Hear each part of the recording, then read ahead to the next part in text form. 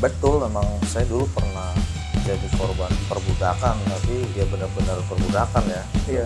Benar-benar perbudakan dalam arti saya juga bisa menyebut diri sebagai korban human trafficking. Kita real berjuang dan kita ada putusan pengadilannya gitu yang menyatakan bahwa saya dan teman-teman itu memang betul korban trafficking.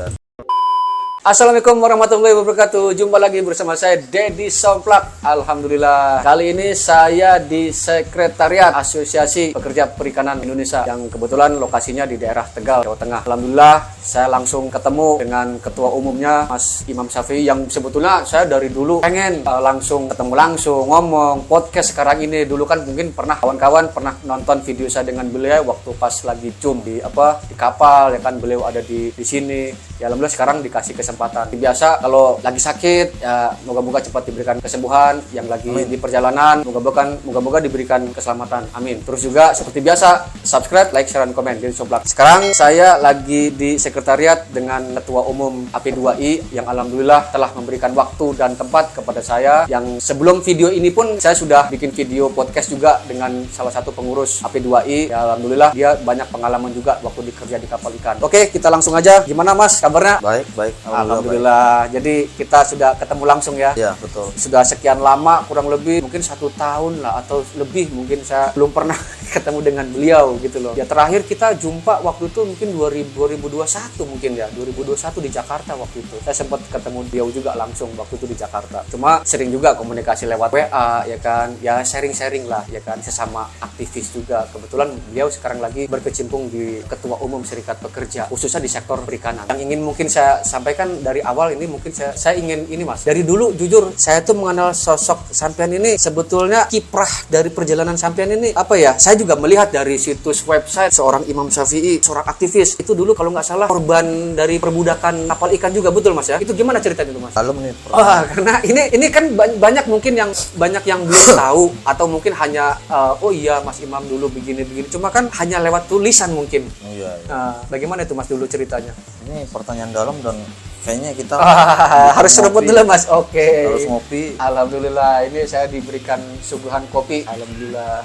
Dan boleh merokok ya. Silakan Mas, silakan. Iya. Saya temunin Mas. Biar lebih santai, Oke, biar siap. lebih tenang. Oke, siap. Panjang sih Mas ceritanya. Iya. Jadi mungkin kita singkat-singkat saja ya. Betul, memang saya dulu pernah jadi korban perbudakan, tapi ya benar-benar perbudakan ya. Iya. Benar-benar perbudakan dalam arti saya juga bisa menyebut diri sebagai korban human trafficking karena kita real berjuang dan kita ada putusan pengadilannya gitu yang menyatakan bahwa saya dan teman-teman itu memang betul korban trafficking, dan kemudian diperjuangkan, juang bersama-sama sampai istilahnya direkturnya itu masuk penjara dan kami itu mendapatkan restitusi atau ganti rugi. Jadi restitusinya tuh tereksekusi, bukan kita cuma menang di atas kertas gitu. Jadi di atas kertas menang, real di lapangan juga kita mendapatkan hak ganti rugi itu. Itu kalau boleh tahu di tahun berapa itu Mas? Kalau saya jadi ABK itu dulu 2011 ya berangkat. 2011 ya. Terus di 2012 menuju 2013 lah itu kasus terjadi, kita terlantar, kami bertahan hidup di atas kapal dengan Kapal ikan ya. kapal ikan, dan pada saat kami sudah pulang itu kurang lebih 2 tahun ya. Udah 2 tahun lah perjuangan itu. Setahun demo-demo, terus kemudian setahun sidang Itu sampean kerja di atas kapal itu di negara mana Mas waktu itu? itu. Daerah. Kalau negaranya sih negara nggak masuk wilayah teritorial sebuah negara ya, di laut lepas ya. Iya. Cuma negara terdekat pada saat teman-teman dan saya terlantar itu terdekat adalah Trinidad dan Tobago. Oh, Trinidad. Itu Eropa ya masuknya? Tidak sih, dia kepulauan ya? Kepulauan Karibia dia. Karibia. Kepulauan Karibia dekat Venezuela. Amerika Selatan. Amerika Selatan. Masuknya Amerika Selatan, tapi Trinidad Tobago itu kepulauan tersendiri. Kepulauan tersendiri ya. Ya, tidak masuk Amerika Selatan, dia masuknya Kepulauan Karibia. Kalau di peta dunia itu Kepulauan Karibia. Itu awal mula sampean kerja di kapal memang sama lah mungkin dengan kawan-kawan, mungkin bagi pemula mungkin iming-iming adanya mungkin gaji besar atau gimana itu Mas? Mungkin dulunya teriming-iming itu mungkin. Ya banyak sih, banyak versi, tapi mayoritas itu. Iya. Kalau saya lebih kepada dia ingin mencari pengalaman sih. Pengalaman Mencari ya. Pengalaman di luar negeri seperti apa, termasuk juga mungkin perbaiki kondisi ekonomi di Keluarga. rumah. Iya. Keluarga supaya lebih baik lagi perekonomiannya. Karena kita tahu sendiri kan lapangan pekerjaan di dalam negeri Iya, susah ya. Iya, betul. Ya, akhirnya saya berangkat ke sana dan ya, saya tidak menyangka untuk akan menjadi korban gitu. Bahkan ya memang tidak banyak juga yang istilahnya menjadi korban terus kemudian fight berjuang sampai menjadi seorang aktivis. Padahal dulu saya sempat di sana sempat bekerja waktu terlantar. Kalau saya mau egois mungkin saya udah enak, mungkin saya nggak kenal Mas Dedi gitu. Karena pada saat itu saya itu kerja di daratnya. ya pada saat terlantar saya sempat di darat, bahkan bahasa Inggris pun udah 100% bisa lah. Iya. Pas pulang lupa lagi. Karena mungkin sudah peradaban di sini ya. Iya, tadinya kan saya kan pernah ikut bos dia punya workshop kaca. Di Trinidad sana ya. Ya, dia punya workshop kaca. Saya ngikut sama dia jadi kenek, masang-masang kamar mandi kaca, bikin dapur dari kaca. Dari kenek sampai jadi tukang sampai kemudian saya pulang. Dia berharap tuh saya ke situ lagi. Kamu nanti ke sini lagi. Tapi kamu pulang kursus mobil. Nanti ke sana pas berangkat lagi kamu bawa 3 orang gitu. Dengan nanti saya gaji deh 1.000 US pada saat itu. Kan gaji yang besar pada tahun itu. Tapi artinya mungkin Mas perjalanan kenapa waktu itu sempat kerja di darat mungkin karena di atas kapal memang bentuk perbudakan yang sampean alami waktu itu ya. Iya, karena memang waktu itu terlantar. Terlantar ya. Jadi selama setahun lebih itu kapal tidak pernah ngedarat. Pas ngedarat kita seneng kan, wah bisa ketemu keluarga nih. Iya. Nelfon paling enggak gitu. Iya. Maksudnya komunikasi dengan keluarga. Ternyata ngedarat itu semua kapal didaratkan gitu. Dan ngedaratnya itu bukan masuk pelabuhan gitu, tapi masih berapa mil dari pelabuhan gitu, hanya buang jangkar. Berlabuh ya. Ya ternyata bangkrut perusahaannya. Kalau perbudakannya sih sebenarnya ya relatif sih. Muncul kata perbudakan kan karena upah tidak dibayar. Ya betul. Dan memang selama saya bekerja memang benar-benar perak pun nggak ada. Nggak ada gaji masuk. Nggak ada uang masuk. Jadi ya perbudakan muncul di situ. Iya. Perlakuan dari kapten nggak ada kasar, nggak ada mungkin yang sudah biasa terekspor atau mungkin sebagian banyak orang mungkin orang luar yang suka mukul, main tangan itu nggak ada ya waktu itu ya. Ada juga ya. Ada, tapi gini, saya tidak melihat kepada proses kekerasan yang terjadi ya. Iya. Saya melihat faktor komunikasi yang tidak berjalan. Oh iya. Jadi ada warga Indonesia, ada warga Cina, ada warga Vietnam, ada warga Filipina gitu. Karena saat itu, jadi karena kita di awal itu tidak dibekali, ya paling enggak harusnya kita dikasih pelatihan pelatihan oleh perusahaan, mungkin pelatihan bahasa dasar gitu, atau familiarisasi alat kapal gitu, seperti bola pelampung, nama Mandarinnya, karena kan kenapa tidak Inggris gitu. Nah, meskipun saya sedikit bisa berbahasa Inggris gitu, tetapi belum tentu nakoda tuh warga negara Cina atau Taiwan tuh bisa bahasa Inggris dan mau dengan bahasa Inggris. Mereka mempertahankan bahasa mereka, jadi yang dipakai kapal itu ya bahasa Mandarin gitu. Untuk dengan teman-teman ABK yang selain warga negara Cina ya bahasanya bahasa kapal gitu. Jadi sebenarnya kekerasan terjadi itu karena faktor komunikasi yang tidak nyambung. Sebagai contoh, disuruh ngambil pancing, malah yang diambil pelampung. Jadi miskomunikasi. Kita ketemu sama kapten kapal yang temperamennya beda-beda gitu. Level temperamennya beda-beda. Betul. Ada yang sabar, ada yang temperamental. Misalkan kamu saya suruh ambil pancing, kenapa kamu ambil pelampung gitu. Karena orangnya temperamental, akhirnya pelampungnya dilemparin gitu. Kebanyakan seperti itu karena miskomunikasi dan itu mungkin kapten menganggap kalian ini kan sudah kami bayar mahal gitu, misalkan mungkin biaya rekrutmennya mahal gitu, ternyata kalian nggak bisa apa-apa gitu, bahasanya nggak ngerti gitu. Jadi kekecewaan ditambah temperamental akhirnya muncul kekerasan. Itu sih sebenarnya sih faktor terjadinya kekerasan. Sepanjang sebenarnya sebelum berangkat itu mendapatkan pendidikan dan pelatihan, menurut saya ya yang terpenting itu bahasa walaupun bahasa dasar. Yang kedua budaya, kebiasaan itu yang paling penting, karena kebiasaan orang Indonesia belum tentu sama dengan kebiasaan orang di Cina. Di tahun 2011 itu ya, sampai dulu pertama kali kerja di atas kapal sampai tahun 2013 itu ya. Iya, 2011 saya berangkat. Itu sampean katakanlah sebagai korban tindak perdagangan orang ya kan, TPPO. Itu sampean perjuangkan sendiri bersama rekan-rekan yang satu kapal itu atau gimana, Mas? Panjang kalau cerita itu sampai semalam nanti. Ya intinya gini, pada saat itu ada total korban tuh 203 orang. 203 ya. Ya, 203 orang dari 2 PT di Indonesia. Iya, iya. PT A dan PTB. PT A di Bekasi, Iya, iya. PTB di Jakarta. Oh, nah, iya. saya yang PTB. Oh, PTB. Nah, yang PTB itu, yang PT saya dan teman-teman itu sekitar ada 168. Semuanya itu pas mengalami kasus itu dipulangkan secara bertahap, terus kemudian oleh Kemenlu dirujuk ke BNP2 TKI dulu ya namanya. Sampai tuntut itu ya, hak-hak sampean sendiri ya. Iya, tapi ada pecah di situ. Karena satu pulangnya bertahap, nggak sekaligus, jadi kita kurang kuat ya kan. Yang kedua, pada saat itu kemudian karena kita lost kontak, nggak semua punya komunikasi. Iya, iya. Di zaman itu kan memang belum canggih seperti sekarang. Iya, ini saya bentuk forum gitu, Iya. bentuk forum yang saya menyatakan sikap untuk berjuang, terus kemudian bentuk FSPILN, forum Apa namanya? FSPILN. Oh, SPLN ya. Itu Forum Solidaritas Pekerja Indonesia Lunak Filipina yang kemudian ngikut dengan saya dan mungkin sepemahaman itu 55 orang, dengan saya 56 Itu orang. pertama kali sampean terjun ke dunia aktivis itu ya. Iya, 2013. 2013 ya. Itu pertama saya demo tuh kalau nggak salah ya itu 11 Juli kayaknya. 11 Juli ya, itu memperjuangkan hak sampean sendiri Iya, itu demo di BNP2 TKI. di Jakarta ya. Iya, itu 23 hari Mas bikin tenda di situ ya. Iya. Itulah pokoknya.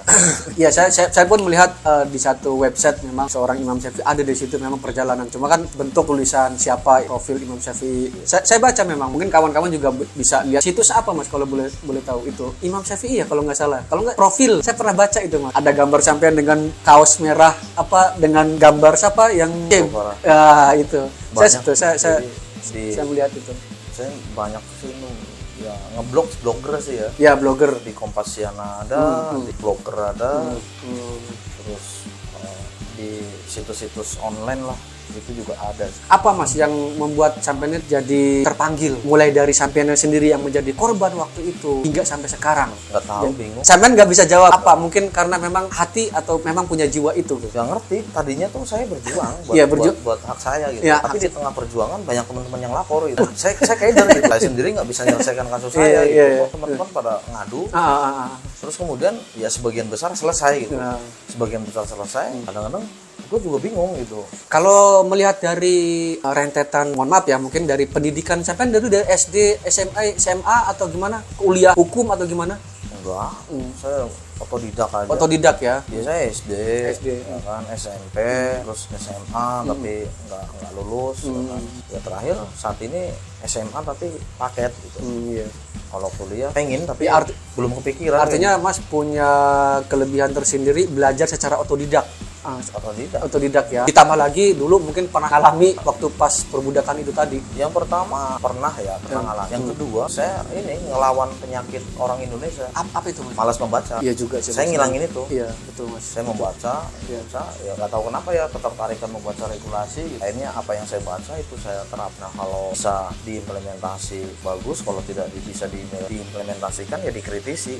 Ya katakan artinya Mas Imam Syafi'i ini punya kelebihan mungkin dibanding ya memang tadi itu lebih mengutamakan buku tadi itu, belajar membaca tadi itu. Dari situ dia otodidak, dari situ nggak ada guru atau apa yang Mentor ada. Oh, mentor ada ya. Ya, beliau yang dari dulu mendampingi waktu kasus ya. Oh, ini kasus. Beliau dosen di salah satu universitas di Indonesia, juga pengacara, juga kurator. Saat ini kalau saya tidak salah ya, beliau jadi hakim ya. Jadi hakim di sebuah salah satu pengadilan hubungan industrial di Indonesia. Ya sampai sekarang masih komunikasi. Itu perjalanan kisah sampai mulai dari kerja di atas kapal sampai memperjuangkan sendiri ya waktu itu. Terus sekarang lagi sibuk di apa nih Mas? Urusan organisasi apa? Sampai ketua umum atau apa? Sekarang saya fokus di AP2I ya, sebagaimana ya basic saya perikanan. Perikanan ya. Walaupun dulu sempat kita bareng-bareng pasca saya katakan sikap untuk keluar dari SPILN, kemudian saya jadi jurnalis ya. freelance, kontributor lepas, beberapa media online. Terus kemudian saya lihat tuh teman-teman pelaut membentuk persatuan, kemudian niaga apa perikanan itu? Nah, kalau saya lihat sih general ya, umum ya. Ya di situlah membuat saya terpanggil kan, saya lihat teman-teman aksi gitu kan. Akhirnya Terjun kebetulan waktu itu ketuanya, koordinatornya itu ngubungin saya. Oh, mungkin sampean sudah dilihat dari media tadi itu kali ya. Yang inbox, nginbox. diminta bergabung, ya saya ngikut kemudian. Kan cukup lumayan lama lah di dalam organisasi itu ya. Saya berdasarkan ilmu yang saya dapat di SPILN, kemudian saya terapkan di organisasi itu selama dari 2016 lah sampai 2020-an lah, 2019-2020 lah. Itu saya terapkan di situ apa yang saya dapat di SPILN, saya dapat di situ bagaimana organisasi bisa berjalan, kemudian bagaimana organisasi bisa mengadvokasi anggotanya. Itu kebanyakan kapal niaga apa Bang? Kalau mayoritas ini agak Ada perbedaan nggak Mas antara yang sampean dulu pernah geluti di mungkin regulasinya atau birokrasinya perikanan dengan niaga ini? Ada nggak mungkin regulasinya? sama-sama kompleks sih, Kompleks ya, bertentangan ya. sama-sama kompleks. Artinya, tapi pada dasarnya sama Mas, muaranya sama ya. Ya kalau kita mau bicara perbudakan, semua orang Indonesia tuh budak. Iya iya betul. Baik niaga maupun perikanan budak. Yang migran, yang migran ya. Lokal pun sama. Lokal pun sama ya. Sama, semuanya tuh budak. Gimana kita nggak bilang budak? Lo jangan bangga. Iya, iya. Misalkan Mas Dedi, sekarang Mas Dedi kelas berapa? Kelas 2 katakanlah. Ya, coba aja di kapal yang sama-sama kelas 2 dengan orang Amerika, sama nggak gajinya? Iya, iya. Kalau gajinya Oh, sama, iya, udah iya. nggak ada perbudakan. Iya. Justru menurut saya, ya itu slavery saya perbudakan modern. Iya. Cuma karena kapal ikan dia sedikit mengiris hak asasi manusia, HAM, kekerasan, apalagi yang viral-viral kemarin pelarungan. Iya. Ya akhirnya media dan masyarakat lebih tertarik untuk mengupas isu itu Iya. karena isunya melanggar sedikit beririsan dengan pelanggaran hak asasi manusia. Beda dengan niaga yang menurut saya full sengketanya itu sengketa industrial, perselisihan hak, perselisihan kepentingan, perselisihan pemutusan hubungan kerja, seperti dipecat nggak dapat pesangon. Jadi untuk niaga terkait dengan pelanggaran HAM itu ya sedikit lah terjadi gitu. Walaupun memang ada beberapa terjadi, tapi memang mayoritas di perikanan yang kemudian menjadi sasaran media untuk digoreng lah istilahnya. Seperti itu sih. Kalau menurut saya, kalau mau bicara perbudakan banyak niaga tuh di daerah-daerah Kepulauan Riau, di daerah-daerah Lokal ya untuk dalam negeri ini ya. Iya itu banyak juga kok. Di Jakarta pun masih terjadi kok gaji-gaji di bawah upah minimum. Iya, Menurut saya itu perbudakan sih, perbudakan secara upah. Iya. Ya kalau menurut saya dilihat dari pengupahan tadi yang saya bilang, kita ini kan pelaut Indonesia nih Mas, selalu berpikir seperti ini. Nggak ada standarisasi upah tadi. Apa sih yang sebetulnya nggak bisa ada standar tadi itu Mas? Kendalanya apa gitu loh? Inilah mispemahaman sebenarnya gini Mas. Untuk standarisasi itu sebenarnya aturannya sudah ada. Sudah ada kan sebetulnya. Di PP 7 tahun 2000 tentang kepelautan kan jelas bahwasanya upah awak kapal untuk jabatan terendah itu dilaksanakan berdasarkan ketentuan peraturan Tenaga kerjaan. Jadi standarnya itu sudah ada. Iya. Cuma menurut saya standar minimum itu agak kurang tepat untuk pelaut ya. Iya. Sebagai contoh gini, misalkan ada sebuah perusahaan pelayaran di Jakarta, tapi kapalnya di Tegal. Nah, mana yang mau dipakai untuk jadi acuan? Apakah standar upah Jakarta atau standar upah Tegal? Iya, karena beda tadi itu ya. Akhirnya pengusaha memanfaatkan, ya udah kita gaji aja pakai standar Tegal gitu, biar lebih kecil. Tegal 2.100.000, sekarang Jakarta 4,5 misalkan. Harusnya tidak berlaku untuk pelaut. Standar upah minimum itu kalau bisa pelaut itu dibuat standar upah khusus gitu. Kalau sektor bahasa upah sektoral kan sudah nggak ada kan. Ya dibuat aja standar upah khusus gitu. Dibuat standar upah khusus, misalkan begini, yang dipakai adalah yang tertinggi gitu. Meskipun misalkan begini, meskipun perusahaan di Tegal, tapi kalau area operasi kapalnya di Jakarta, ya harusnya pakai UMR Jakarta. Jadi yang dipakai itu standar upah yang tertinggi, ditambah tunjangan jabatan, ya kan mungkin bisa dari pemilikan sertifikat. Nah itu bisa jadi itu tunjangan-tunjangan. Itu dari sisi pengupahan ya, belum. Ya agak susah sih rentetannya itu, karena begini, di Indonesia itu kan ada Dewan Pengupahan ya. Di Jakarta ada Dewan Pengupahan, itu anggotanya itu tripartit. Dari unsur pemerintah, dari unsur organisasi pengusaha, dan dari unsur serikat pekerja. Tetapi kan yang banyak masuk menjadi anggota di Dewan Pengupahan itu kebanyakan dari konfederasi yang memang kurang memahami dengan masalah pelaut. Dan pelaut juga belum punya konfederasi di Indonesia ya kan. Adanya serikat tetapi mereka berafiliasi dengan konfederasi. Kalau menurut sampean sendiri, mungkin yang paham lah di regulasi atau birokrasi, pelaut Indonesia ini sebetulnya di dalam naungan mana Mas? Perhubungan laut atau Kementerian Tenaga Kerja? Naungan semuanya sih menurut sebetulnya saya. Sebetulnya dia harus berkecimpung di dua instansi itu ya. Ya nggak bisa juga semua itu diurusi perhubungan, nggak bisa. Ya, karena semua diurusin nakar juga nggak bisa. Kita sebenarnya tinggal melihat porsinya, apa yang kita butuhkan gitu. Jadi kalau menurut saya semuanya itu mempunyai peran, baik itu Kemenaker, baik itu Kemenhub, baik itu kepolisian, termasuk kalau perikanan Perikanan ya AP. Iya, AKP. Semuanya itu punya kewenangan. Kewenangannya. Yang jadi masalah itu kewenangannya itu kadang-kadang melebihi gitu atau melanggar aturan gitu atau bertentangan dengan aturan gitu. Nah, ini yang perlu diluruskan gitu. Kayak Indonesia itu kan ada aturan, ada asas hukum yang harus dianut. Termasuk organisasi yang sampai geluti sekarang itu berjuang di itu ya, di sektor perikanan tadi itu ya. Ya namanya organisasi pasti ada bidang advokasi ya. Advokasi itu kan bisa kasus, bisa kebijakan. Iya, kebijakan. Ya salah satu tugas P2I di bidang advokasi ya adalah melakukan advokasi kebijakan gitu. Paling tidak melakukan upaya-upaya hukum itu menjadi salah satu fokus organisasi supaya mendapatkan kepastian hukum. Itu yang penting sih. Kita misalkan mau ke MA, mau ke MK, pasti kita cari sih bukan kita cari kalah dan menang gitu. Ya, menang berarti itu investigasi atau penelitian atau studi yang dilakukan oleh AP2I benar, kalah kita dapat kepastian hukum. Itu sih yang dicari tuh bukan kalah menang. Kalau menang berarti apa yang kita yakini adalah benar gitu. Kalau kalah paling tidak kita dapat kepastian hukum. Nah, itu sebenarnya tujuan dari gugatan atau permohonan konstitusi itu bukan mencari kalah dan menang, tapi mencari kepastian hukum. Untuk alamat AP2I itu sendiri di daerah Tegal, daerah mana itu Mas? Ini masuk di wilayah kabupaten ya. Karena Tegal itu kan ada dua administrasi. Ada Kota Tegal, ada Kabupaten Tegal. Ini kebetulan masuk di kabupaten ya. Kabupaten Tegal ya. Ya di Kecamatan Tarup ya. Di desanya Mindaka. Oh, Mindaka. Ya mungkin kawan-kawan juga penonton. Tapi ini untuk awak kapal perikanan ya. Kalau misalkan ada yang pengen menjadi anggota ya kan, itu gimana itu Mas? Bisa ya. Karena yang sering kita gaungkan, termasuk saya pribadi, video-video saya sebelumnya juga atau di media sosial, saya selalu menekankan kepada awak kapal Indonesia, berserikatlah gitu loh. Karena dengan berserikat itu ya kita kuat, kita betul-betul dilindungi, kita punya payung hukum tadi itu Mas. Betul gitu loh. Karena disitulah tempat kita mengadu. Nggak mungkin perusahaan, belum tentu juga perusahaan terkadang masih kurang peduli, tapi kalau sudah ada payung hukum di dalamnya, mungkin insya Allah bisa. Karena saya melihat dari kaca laut luar negeri Mas, Filipina, itu saya juga di luar negeri, saya sering komunikasi sama mereka, sharing ya kan. Oh ternyata mereka seperti itu Mas. Jadi organisasi yang mengikat perusahaan-perusahaan, ya mungkin Mas tahu lah istilah perjanjian kerja bersama atau CBA. Oh seperti ini gitu loh. Jadi ini yang menguatkan mereka gitu loh. Dan saya sendiri ya berharap itu serikat-serikat, karena mungkin saya juga dulu mungkin ya kita pernah tahu lah, saya belajar dari sampean ada pengalaman dasar, ilmu dasar yang saya pelajari. Ternyata CBA itu menguatkan kita. Ternyata kayak lebih kuat gitu loh. Jadi gini Mas, di Undang-Undang Serikat Pekerja itu kan jelas Undang 21 2000 tentang Serikat Pekerja, Serikat Buruh. Jadi ada istilah goalnya serikat itu ya serikat yang bisa ber-PKB atau ber-CBA. Nah, permasalahan CBA itu kemudian bagus atau tidak itu kan isinya internal masing-masing serikat. Intinya begini, pemahamannya intinya ketika sebuah kapal bocor dan kita hanya sibuk menguras, itu tidak akan berhenti. Nah, dengan CBA ini kita coba mencari di mana sih lubang bocor itu.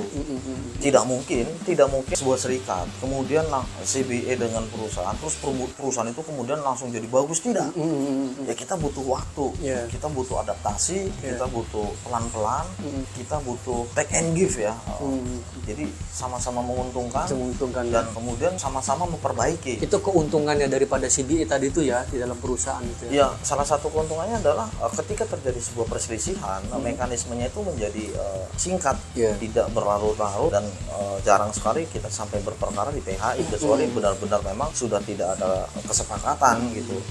Kita artinya sudah melalui musyawarah, kita sudah minta fasilitas mediator atau kita sudah minta fasilitas di Kementerian Perhubungan, tetapi tetap tidak ada solusi. Ya mau tidak mau langkah PHI ya menjadi alternatif terakhir. Tapi memang keuntungannya mungkin kalau di saat proses advokasi tadi itu, kalau CBA kan karena tadi ada keterikatan organisasi di dalam satu perusahaan tadi itu kan cukup dilakukan asas musyawarah tadi itu. Mungkin ya kan tidak perlu harus ke tripartit sampai ke PHI karena lebih kuat di situ ya kan. Itu kelebihannya kalau mungkin versi saya Mas. Iya betul. Kalau kita sudah ada CBA, penyelesaian itu memang diupayakan selesai di musyawarah. Tetapi memang ada di pasal kalau memang nggak selesai kita bawa melibatkan pemerintah gitu. Nah karena yang menandatangani adalah Kementerian Perhubungan, ya kita minta fasilitas ke sana. Iya. Sebagai mediator. Ya sebagai sebagai penengah. Sebagai penengah ketika memang tidak bisa menyelesaikan, ya saya pikir Kementerian Perhubungan sebagai perusahaan yang megang izinnya gitu. Ya ya akan cukup dipertimbangkan oleh perusahaan daripada Kemenaker gitu. Kalau menurut saya itu sih, dan kita nggak perlu panjang-panjang sampai ke PHI. Karena yang kita pelajari, yang saya pelajari pun memang ada serikat pekerja yang di luar perusahaan sama yang serikat pekerja yang di dalam perusahaan, itu yang di pasal 21 di Undang-Undang 21 tahun 2000 tentang serikat pekerja. Waktu pas sampean mendirikan ini di tahun berapa Mas di serikat ini? 2021 ya, di Tegal ini ya. Pas hari buruh 1 Mei. Hari buruh tanggal 1 Mei ya, dan 21. 2021. Memang momen yang paling tepat ya untuk berdiri di satu organisasi serikat pekerja pas di hari buruh 1 Mei, hari buruh dunia ya. Betul. Dan gerakan AP2I lebih soft sih, lebih mencari win-win solusi. Ya. Lebih mencari win-win solusi. Intinya begini, ketika ada satu masalah dan perusahaan yang sudah bermitra, kooperatif dan sebagainya, ya kita ngapain untuk kita ramekan gitu. Kecuali perusahaan itu tidak kooperatif, tidak punya itikat baik untuk penyelesaian. Apa boleh buat istilahnya advokasi secara media juga dilakukan, baik itu media sosial, Facebook, Instagram dan lain-lain, ataupun media online. Kami menganggap ketika ada satu perusahaan yang sudah punya kerjasama, ada dasar hukum untuk penyelesaiannya, kita selesaikan secara baik-baik. Ketika kooperatif sama-sama itikat baik itu dilakukan dan selesai, untuk apa diramaikan kan yang kita cari win-win solusi. Kecuali memang nggak kooperatif, memang dilakukan advokasi, dan itu kebanyakan dari perusahaan-perusahaan yang belum bermitra dan ABK-nya juga belum anggota. Kalau menurut sampean sendiri, apa Mas saran dari pribadi sampean sebagai aktivis, terutama saran kepada pemangku kebijakan dan termasuk juga pesan moral kepada awak kapal Indonesia? Kalau untuk pemangku kebijakan, orang Kementerian Perhubungan, khususnya Direktorat Jenderal Perhubungan Laut, juga jangan hanya terpaku dengan membaca Undang-Undang Pelayaran. Baca juga Undang-Undang Tenaga Kerja. 13/2003. Ya, baca juga Undang-Undang Perikanan. Konvensinya pun jangan hanya baca IMLC 2006. Karena IMLC 2006 itu kan mengecualikan perikanan. Di Indonesia kan ada sebuah konvensi yang belum diratifikasi untuk perikanan, C188 2007. Itu juga perlu menjadi perhatian di pejabat perhubungan. Itu yang sampean perjuangkan di AP2 ini ya? Ya salah satunya. Begitupun di Kementerian Tenaga Kerja. Jangan baca 13/2003 terus, jangan baca 18/2017 terus. Mereka juga harus membaca Undang-Undang Pelayaran. Seperti apa. Mereka juga harus memahami tahapan-tahapan seseorang menjadi pelaut. Karena benar kata sampai tadi, dua instansi ini punya kepentingan, termasuk juga AKP ya kan, atau mungkin juga pihak kepolisian punya kepentingan di situ untuk peduli, karena mungkin di situ ada tindak kriminal mungkin atau pidana. Semua itu punya kewenangan, punya kepentingan, tetapi semua juga harus sadar diri dengan batas tupoksinya sampai di mana. Jadi gini, artinya begini, ketika sebuah undang-undang mengamanatkan satu kementerian untuk menyelesaikan perselisihan, menyelesaikan kasusnya, bukan berarti juga dia bisa minta izinnya ke situ kan gitu. Artinya nggak bagus. Pemerintah ini kan institusi pelayan masyarakat. Nah, kamu porsinya ini loh diberikan undang-undang gitu. Kamu nggak usah minta lebih gitu. Bukan berarti saya dapat kasusnya, izinnya siapa yang dapat gitu. Nggak harus begitu.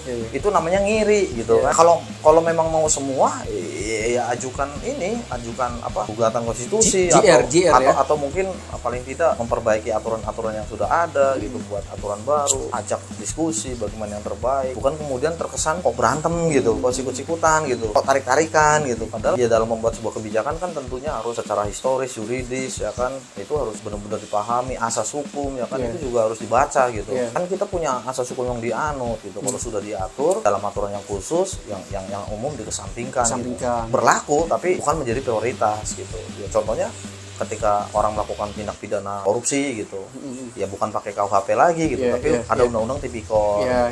Hal-hal yang belum diatur di tipikor berlaku juga di KUHP, bisa dipakai gitu. Itu yang dikatakan istilah lex specialis derogat generalis tadi itu ya. Iya, contoh gampangnya untuk pelaut begini deh. Ketika ada seorang pelaut di PHK, itu undang-undang pelayaran itu mengakomodir hak pesangon gitu. Ada di undang-undang pelayaran hak pesangon, di undang-undang pelayaran PP7 itu ada. Gitu, tapi besaran pesangonnya nggak disebutkan detail gitu. Masa kerja 5 tahun berapa, 6 tahun berapa. Karena undang-undang pelayaran yang bersifat khusus itu tidak mengatur secara detail, maka boleh tuh dipakai undang-undang tenaga kerja. 13/2003 tadi itu tentang ketenaga kerjaan. Iya, rentetnya seperti itu. Sama contoh gini, Mas ini kan pelaut niaga nih, misalkan nih, Mas jual minyak, saya orang PT, saya laporkan Mas. Kalau saya jadi orang PT, saya laporannya apa menurut Mas? Pasti pencurian. Tidak, salah. Saya laporkan sesuai undang-undang pelayaran. Penyalahgunaan wewenang dalam jabatan. Jaru, juntonya KUHP. KUHP jatuhnya ya. Iya, penggelapan. Pencurian atau penggelapan. Masuk pidana. Iya, di undang-undang pelayanan juga ada pidana, penyalahgunaan wewenang dalam jabatan itu ada pidana. Itu pidana ya. Iya, bahkan lebih penjelasan tinggi, ya. bahkan lebih tinggi dari KUHP. Gitu. Kan aturan khusus gitu. Iya ya.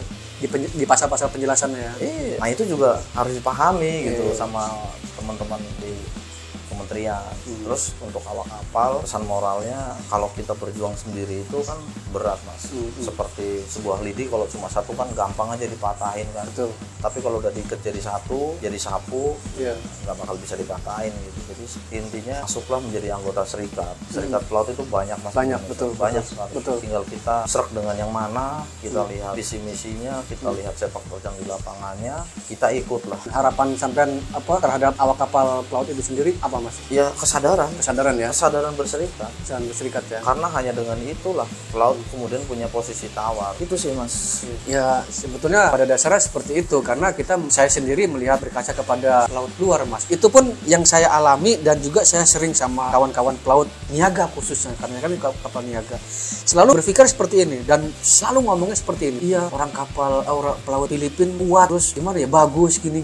Saya berpikir gini, apa yang disampaikan kawan-kawan atau saya mengutarakan sebetulnya kita juga bisa seperti mereka gitu loh. Bisa, tinggal kita mau apa enggak gitu. Sistem yang pernah saya dengar tuh begini, Mas, untuk pelaut di Filipina. Jadi ketika seorang pelaut layar kontrak 1 tahun misal, gaji 1.000 misal, itu setiap bulan dia hanya terima 700. Oh, sisanya itu yang 300 masuk ke union. Oh, union ya, serikat tadi itu ya. Yang 300 masuk ke union. Tapi sebaliknya, itu yang disebut take and give. Oh, take and give. Sebaliknya, ketika pelaut tersebut kemudian saya kontrak dari potongan 300 itu, kemudian union menggajinya pada saat dia nganggur. Oh. Nah, makanya union kemudian berpikir keras, bagaimana nih anggota saya yang ini cepat berangkat ya? Kalau enggak kita rugi, kita gaji terus. Di satu sisi, pelautnya kemudian juga punya idealisme yang tinggi. Ketika ada tawaran dari perusahaan, "Bro, mau nggak kerja di kapal gua? Gaji 900." Enggak, standar gua 1.000. Gua nganggur aja serikat gua gaji ya. Iya. Kalau lu mau 1.000 atau 1.000 di atas ini, gua berangkat. Ditambah lagi ada keterikatan PKB di dalam tadi itu Mas ya. Iya betul, artinya serikat juga tugasnya itu sebenarnya serikat itu bukan hanya nyelesain kasus, kalau itu mah bikin LBH aja gitu. Jadi sebenarnya itulah yang kemudian membuat mindset pelaut akhirnya terdoktrin bahwasanya serikat itu hanya toilet gitu. Iya betul. Butuhkan saat sakit perut. Sebenarnya tidak, serikat itu adalah wadah untuk edukasi, wadah untuk pendidikan dan pelatihan, kemudian wadah juga untuk mencarikan lapangan pekerjaan supaya anggota dan keluarganya itu bisa meningkat ekonominya secara finansial. Nah, di Filipina sudah berjalan seperti itu. Tinggal di Indonesia mau nggak nih awak kapalnya seperti itu? Saya pikir gini, anggota serikat punya anggota 100 orang misalnya. Kemudian ada sistem tadi 1.000 join gaji 1.700 ke ABK ke anggota, 300 ke serikat. Nah, ketika si anggota itu turun, serikat menggaji sebagaimana gaji dia di kapal misalkan. Dia terima 700, tiap bulan 700. Di situ serikat kemudian akan berpikir bagaimana saya bisa mencarikan lapangan pekerjaan untuk anggota. Kalau enggak, wah tekor serikat nih gitu. Dan sebaliknya, anggota juga akan bisa mempertahankan rate gajinya. Dia tidak akan mau menerima tawaran dari pemilik kapal ketika gajinya di bawah standar yang dia bisa terima. Yang sebelumnya. Iya, kalau dia terima 800, kepotong 300, gue cuma dapat gope. Nah, gue di darat aja dikasih 700. Mending gue terima 700 di darat daripada 800 di kapal. Akhirnya dia tetap akan bertahan di 1.000. Supaya saya dapat 700, serikat dapat 300. Nah, kalau 100 orang anggota yang join 70 orang ketutup, Mas. Bisa untuk gaji yang 30 orang itu. Nah, masalahnya kalau di Indonesia mau nggak seperti itu kan gitu. Kembali lagi ke Masnya. Iya, betul. Kepada SDM-nya tadi itu ya. Iya, betul, seperti itu. Kira-kira seperti itu, Mas. Kalau harapan Mas sendiri sebagai ketua umum AP2I terhadap organisasi-organisasi pelaut pada umumnya di Indonesia ini apa, Mas? Ya, apa harapan? Kalau kepentingannya soal pengupahan, kepentingannya soal regulasi, ya menurut saya ada 2 alternatif. Yang pertama adalah kita nih kan total global itu kan secara kasar itu kan 1 juta lebih kan.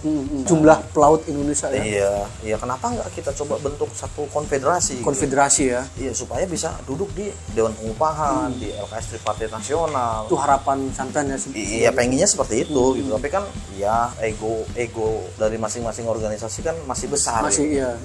Dan memang tidak semudah itu Ferguson untuk membuat sebuah konfederasi. Tapi kan dari sisi posisi tawar, besar, baik di mata pengusaha maupun penguasa itu kan besar. Kapasitasnya lebih besar lagi kalau sudah konfederasi. Dan punya hak untuk mencalonkan atau merekomendasikan orang yang dianggap tepat, baik pengurus, anggota ataupun profesional yang direkrut untuk nyalon hakim ad hoc gitu loh Mas. Di konfederasi ini ya? Iya kan memang dari konfederasi. Iya, ngambilnya. Iya.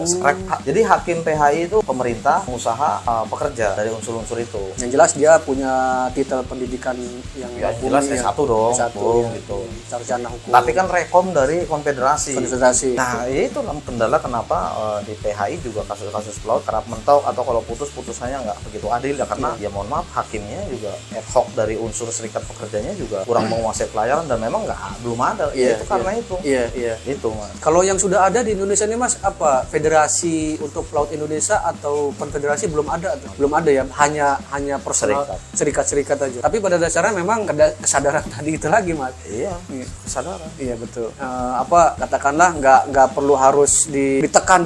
Kalau kita melihat daripada Undang-Undang Nomor 21 tahun 2000 tentang serikat pekerja, memang di situ kan saya lihat di pasal berapa, di situ memang memiliki hak untuk berserikat, membentuk, diajak ya kan istilahnya. Dari situ sebetulnya kita harus berpikir, belajar gitu sebagai awak kapal Indonesia ya kan, pekerja buruh kita kan, kita punya hak untuk berorganisasi gitu ya. Ya kalau berserikat itu bukan hanya di undang-undang serikat, dasarnya itu di konstitusi ada ya. Hak berserikat, hak berkumpul itu ada, dia komodir cuma secara khusus ya 21 2000 lahir. Makanya di Indonesia itu kan banyak organisasi. Ada yang sifatnya ormas mengacu pada undang-undang ormas, perkumpulan di Kemenkumham, ada juga serikat di undang-undang 21 2000. Tinggal ada banyak ya. Ada banyak serikat pekerja pelaut Indonesia ini ada yang mungkin bermunculan yang baru, sektor niaga atau sektor perikanan. Banyak, tapi suatu saat sih ya harapan saya suatu saat sih kemudian mereka bisa menyatukan visi dan misi dan Indonesia bisa punya satu konfederasi pelaut supaya tadi bergainingnya tuh lebih kuat, punya nilai tawar yang tinggi gitu. Ya betul, itu harapannya itu sih, nggak muluk-muluk sih. Kalau untuk di saat ini AP2I ada kegiatan apa Mas kalau sekarang? Kalau kegiatan saat ini kita ada kerjasama dengan salah satu NGO internasional ya. Kita lebih ke internal sih, perapian internal, memperkuat fondasi ya.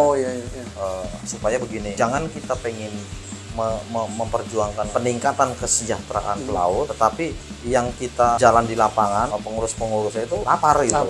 Ya, makanya di dalam kerjasama dengan NGO itu bagaimana pengurus bisa punya penghasilan, penggajian, terus kemudian yang kedua memperkuat pemahaman SDM pengurus dengan diklat entah itu pendidikan dan kepelatihan tentang manajemen keorganisasian, tata kelola keuangan, sampai kepada pemahaman hukum untuk melakukan advokasi kasus dan kebijakan. Itu sih yang lagi difokuskan untuk di AP2I internal. Ya karena video sebelum saya ini juga saya podcast juga sama Mas Taryono yang kebetulan dia pengurus AP2I di bagian advokasi. Terus dia juga bilang kalau dia tuh mantan ABK kapal ikan juga. Apalagi saya dengar memang dia lagi dikursuskan bahasa Inggris.